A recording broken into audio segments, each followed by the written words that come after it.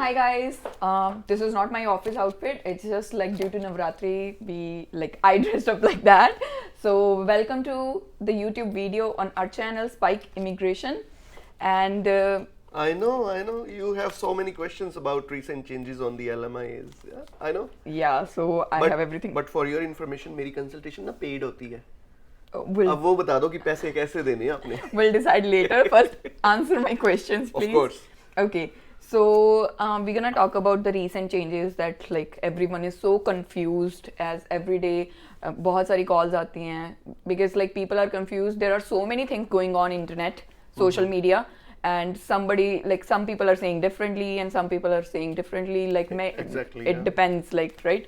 So it's better to clear some points or some doubts of So people. अभी immigration ने recently इतने changes कर दिया that even us as a consultant are so confused कि क्या अभी actual में rule है, क्या change हो चुके हैं और क्या होने वाला है. Yeah. So एक layman के लिए ये चीजें understand करना और भी ज्यादा मुश्किल है.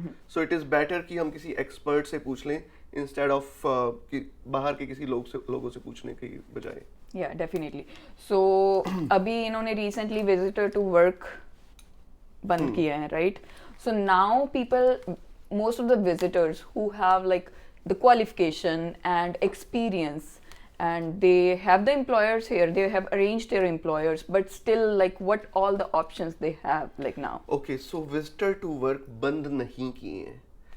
So before COVID, it was the general scenario. तो घूम के बात वापस वहीं पे चली गई है. कोविड के टाइम पे इन्होंने ऑनलाइन एप्लीकेशन इनसाइड कनाडा शुरू की थी. उससे पहले it was always like this कि हम इधर तो फ्लैग पोल कर सकते थे. दैट मीन्स कि यूएस बॉर्डर पे जाके हम वहाँ पे सीबीएसई ऑफिसर के साथ इंटरव्यू करके अपना work permit on the spot issue करवा सकते थे. सेकेंड ऑप्शन वाज ऑलवेज कि आप आउटसाइड कनाडा जाके LMI based work permit apply करें एंड वर्क परमिट लेके कनाडा आ जाएं. Okay, so basically that is going to be online. So पहले का सिनेरियो और अब का सिनेरियो सेम हो गया. तो बीच में ये जो कोविड टाइम था ये निकाल दो तो nothing has changed. Okay, so that was the public policy that was introduced during That the is right, COVID yeah. time. Okay, Because Covid में फिर सीबीएसई ऑफिसर भी तो फेस नहीं करना चाहते थे ना किसी को. Okay. अगलों को कुछ हो जाता कौन जिम्मेवारी लेता. मैं नहीं ले सकती थी.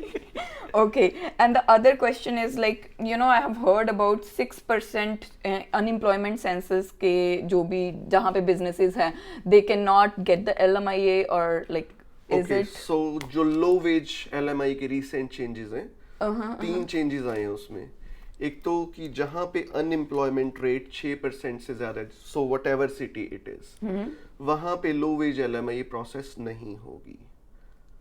Okay. सो अगर प्राइमरीली देखें तो GTA एरिया जो ओंटारियो की बात करें तो GTA में जो ब्रैम्पटन आ गया, मिसिसागा आ गया, टोरंटो आ गया, सो यहाँ पे LMI लो वेज लेना मुश्किल है बिकॉज यहाँ पे अनएम्प्लॉयमेंट रेट ज्यादा है.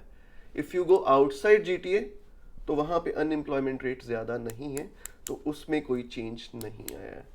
सो दूसरा चेंज जो LMI लो वेज में आया है कि जो कैप था, सो 10 लोगों के पीछे पहले 2 लोगों को लो वेज LMI अप्रूव होती थी किसी 20%, yes. सो वो कैप कम होके 10% रह गया. सो 10 के if you have 10 people working for you, you can only get 1 LMI low veg में. Okay. अब And also that 6% unemployment census has to be. Yes, Okay. yes. And third changes कि आपका जो वर्क परमिट है, पहले वो लो veg की LMI में आप 2 साल का भी ले सकते थे, 3 साल का भी.